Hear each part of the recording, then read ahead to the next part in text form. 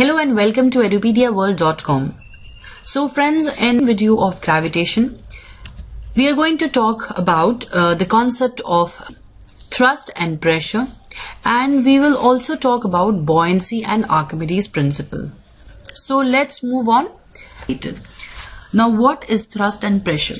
Again, this is similar to the difference of mass and weight. So most of us may think that thrust and pressure is the same, but when we talk in the language of physics, then they are two different terms. Now, have you ever noticed that whenever you walk on the sand, you have footprints like this? Or another example, let's say we wear on one leg, we wear a heel, and in the other leg we wear heels which are very broad like these. So now you see what happens. The heel actually pushes the sponge down, but these types of heel does not push the sponge down. That means they're not able to apply that pressure here, but the pressure applied in the first case, in this case of the heels, will be more. So why is it so? This will bring us to the concept of thrust and pressure, and we will be able to differentiate between the two terms, right? Now, what is thrust? Thrust is the net force in the perpendicular direction, right? The total force in the perpendicular direction is thrust. However, what is pressure? Pressure is the force per unit area. Now, these two terms, how are they different, that we are going to understand. Let's say we have a boy and the boy is lying down on sand. Now, let's say the weight of this boy is 25 kgs. Now, there is another boy who is also 25 kgs and he is standing on the sand. Now, what will be the difference? You will find that when he is standing here, now what will be the difference? The difference will be that he will be able to go a little deep down in the sand because both his feet will go down in the sand. However, when we talk about this boy who's just lying down and he's trying to read something, he will not go down. Now, what is the difference between the two cases? What does it tell us? It tells us that the weight of both the boys is 25 kg, so it is the same. So, force that both the boys will be exerting on the sand is the same. But the only difference is that the force in this case, in the first case where the boy is standing, the force exerted on the sand will be a little more because this force is being exerted by only this small amount of area, right? So when the area is small, the impact will be large. This we talked about in our earlier sessions also. So the impact will be more, and because the impact will be more, his legs will go down, right? Whereas in this case, same amount of force is applied, but because he is lying on the surface of the sand, the force is all divided, and that's why the impact on the sand is not much as compared to the impact in the first case when he was standing. So that is the difference. So here the force per unit area, which is the pressure, is more in the first case than as compared to the pressure in this area. Now, so how can we differentiate between thrust and pressure? I said, what is thrust? It is the force in the perpendicular direction. What is the force here in the perpendicular direction? Is that 25 kgs of weight. That is the force. But here also the thrust will be the same because this is in the vertical direction. The total thrust is the net force in the perpendicular direction, which is again the weight of the body, which is 25 kgs. But what is pressure? Pressure is force per unit area, which is more in the first case as compared to pressure per unit area in the second case, because the area here is more, right? So now you understand between thrust and pressure. So pressure, as I said, thrust by area, or we can say force by area. And what is the SI unit of pressure? It is newtons per meter square, or the other unit is Pascal, right? So if the area is more, the pressure exerted will be less. If the area is less, the pressure exerted on any object will be more. So that is the difference between thrust and pressure. Now, it is not that only solids will exert pressure. The pressure is exerted by the liquids also, the pressure is exerted by the gases also. In fact, when we talk about liquids and we consider the pressure that is applied by the liquid, what happens when we take a glass of water? The water is exerting pressure along all the sides of the glass. The gases in the similar way also exerts pressure, right? Now let's talk about pressure in the case of liquid. So we have a glass, and the glass we fill it with water. Now the glass take a shape of that water, and the water exerts pressure on the walls of the glass, every glass. Now if we shift this water from the glass to a small bowl, then it will take the shape of the bowl, because again the water is exerting pressure onto the walls of that container in which the liquid is contained. So it is not solids, but liquids also exert pressure. And that's why liquids and gases also have weight, as in the case of the solids. Like when we talk about 2 kgs of milk, 3 kgs of milk, so we talk in terms of kgs. So that means they also have weight. Even the gases have weights. When we take our LPG cylinders at home, then they are 14 kgs, 19 kgs, something like that. So even that shows that even they have weight. That is why the cylinder gets heavy when we fill the LPG inside the cylinder. So not just solids, but liquids and gases also have weights.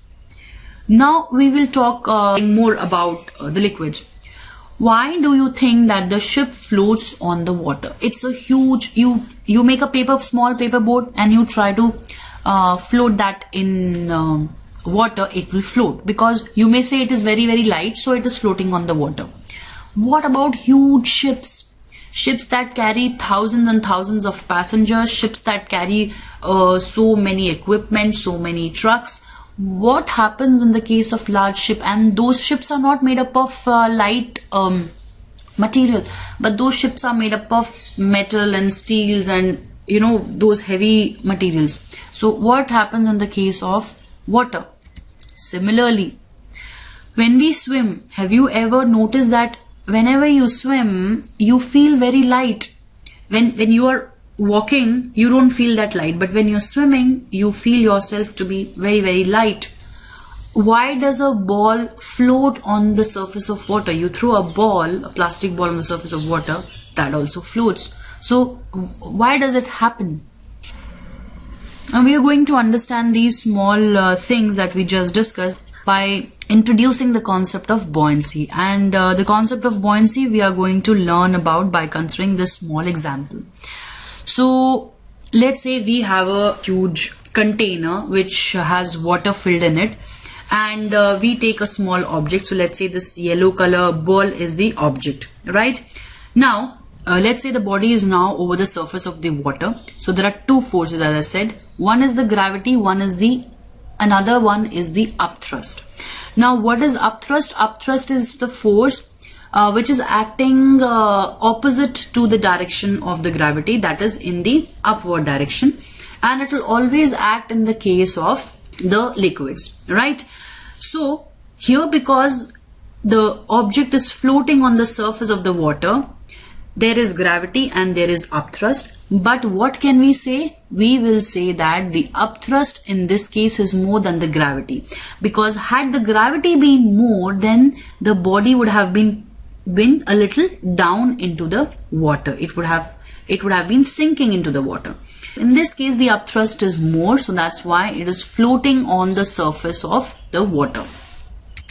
Now let's take another object and consider that this object is partially immersed in this water. So now, because the object is partially immersed in the water, the gravity and the thrust is now equal. It is not that gravity is less. Because gravity in this case is more as compared to the gravity in the first case, that's why the object has come down into the water and now it is partially immersed in the water. Why would it happen? Why would the gravity in this case be more? Maybe because the weight of the object is more, and because the weight of the object is more, the mass is more, that's why the object is coming down into the water. Right? The upthrust remains the same, but now the gravity is more. Right? So that's why it's come down.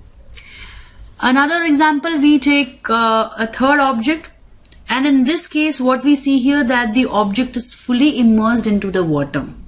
That is because now the gravity becomes much more than the upthrust. Right? That's why it comes down and it sinks into the water.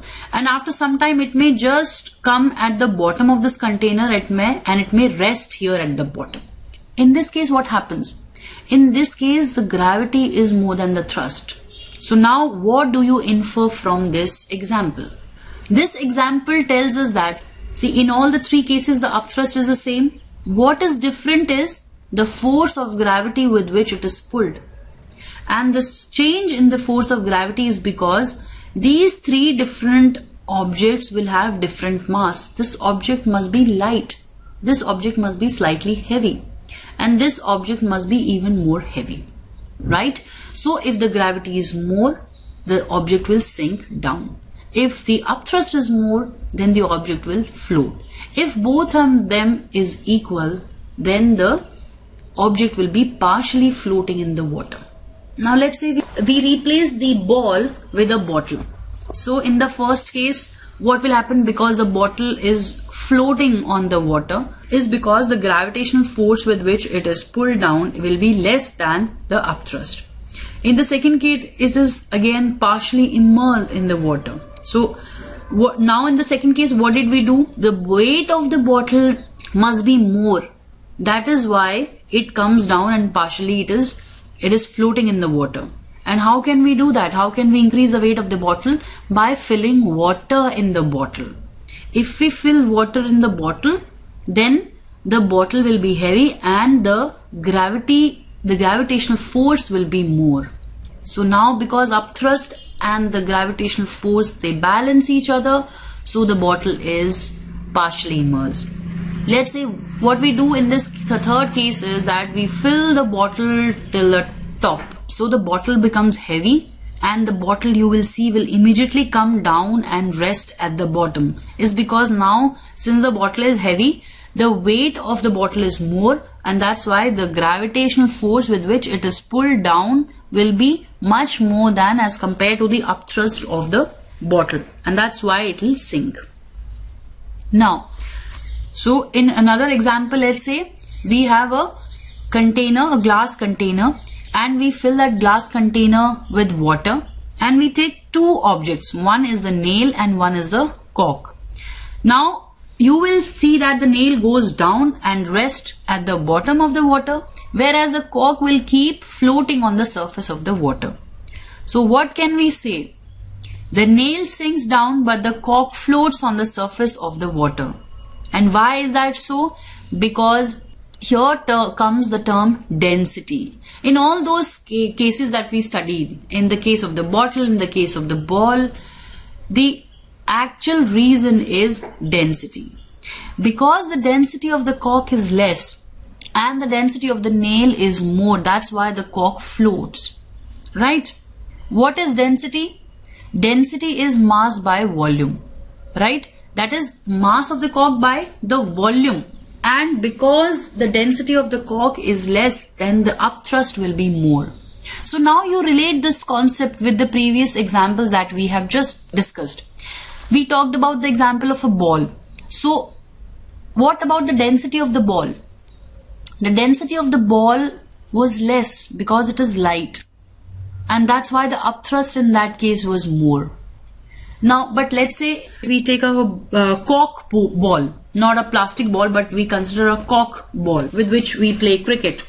So the cork ball will immediately sink down because the density of the cork ball is very large. So if the density is more, the upthrust will be less.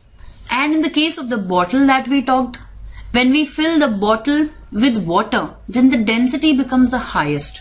So if the density is more, then the upthrust will be less. But in the first case, when the bottle was empty, it was floating on the water, was because the density of bottle was less, and that's why the upthrust was more. So this density and upthrust concept you can relate, and you can determine whether an object will float or the object will sink down, right? In this case, the density of the nail is more, and that's why the upthrust of the nail will be less. So now we conclude that if the density is less, the upthrust will be more, and if the density is more, the upthrust will be less. Now here we introduce another term, which is relative density. What is relative density? Relative density is density of any substance divided by the density of water.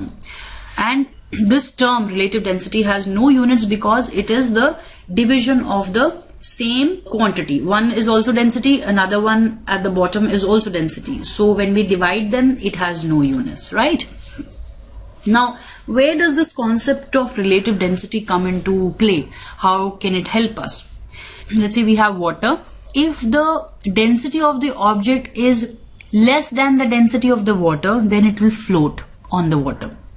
And if the density of that object or of that liquid is more than the density of the water, then it will sink down. So this relative density of the object tells us whether it is light, it will float, or it will not float and it will sink down. So that is where the concept of relative density come into play. So what is buoyancy? What is force of buoyancy? What is the magnitude of the buoyant force experienced by any body? Is it same for all the fluids for a given body? Do all the bodies in a given fluid experience the same buoyant force? So these questions we will be able to answer after we go through the concept of buoyancy. We talked about buoyancy. Buoyancy is something that keeps any object floating on the surface, and buoyancy will definitely contain gravity and the upthrust, because the comparison of both the two forces, the gravitational force and the upthrust, is what gives you the buoyancy, right? So let's talk more about buoyancy. And when we talk about buoyancy, we come to what is known as the Archimedes principle.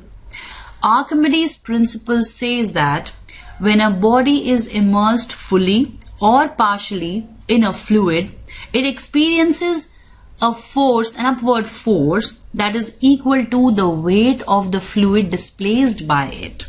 And what do we mean by this? Is that if the body is fully or partially immersed, so we will not consider, here we are not considering a case when it is floating on the surface of water. No, we're talking about when the body is partially immersed, like what I have shown here, or it is fully in the water. Then it is because the upthrust is equal to the weight of the water that it displaces. Then it will come down. So that is what is known as the Archimedes principle. And it was Archimedes who discovered this Archimedes principle. The principle is named after him. There was a tub of water, full of water, which it was lying. And once he stepped into that tub of water, the water started overflowing, right? So that is when he discovered this Archimedes principle. Let's say we have this container here, and let's say till this level the water is now filled. Now if we drop, let's say, a particular stone or any heavy object inside this water, then what do we immediately see? You see that the water level comes up. Why does it happen? Why does the water level comes up? Is because this particular object actually replaces this water, right? So upthrust is the weight of the water displaced by the stone. That is the upthrust, right? That is the reason why the ball over here will sink down and a paper boat will always float on the surface of the water. Now, if you have two objects and you need to decide whether which object will be floating and which object will be sinking, what do you first ask yourself? You will ask yourself whose density is more, right? So you tell me this is just a paper boat. Whose density is more? The density of the stone or this ball or this heavy object will be more. That's why it will come down. What happens in the case of the boat? Here the upthrust will be more than the weight of the water it displaces, because this paper boat, whatever area it is covering, So that much amount of water has been displaced by this area. So upthrust is more than the weight of the water it displaces. That's why it floats. Whereas in this case, the upthrust will be less than the weight of the water that it displaces. That's why this thing will be sinking down. This ball will sink down, whereas this boat will float. That is the principle of Archimedes, and that is what is known as the buoyancy. So if I say a buoyancy of a particular object is more, it will float more. If I say a buoyancy of a particular object is less, that means it cannot float. It will not float. It will sink down. And also we have discussed how we determine whether a body will be floating or a body will be sinking. If the upthrust of a body is equal to the weight of the liquid that it displaces, then it will be partially immersed in the liquid, or it will be fully immersed in the liquid, right? But if it is floating, that means that the upthrust is not equal to the water that it displaces. And this principle of Archimedes and principle of buoyancy actually finds its application in many areas today. The large ship that floats is made considering the principle of buoyancy and the Archimedes principle. And those submarines that are constructed, it is always kept in mind these two principles, right? And the principle of the Archimedes principle and the concept of buoyancy finds its application in the areas, in the lactometers, where we have to consider whether the milk is thick or it is thin, or it is pure, it is impure. They are constructed based on the principle. So I hope you must have understood the concept of free thrust and pressure, and finally the buoyancy and the Archimedes principle. So thank you for watching Edupedia World videos.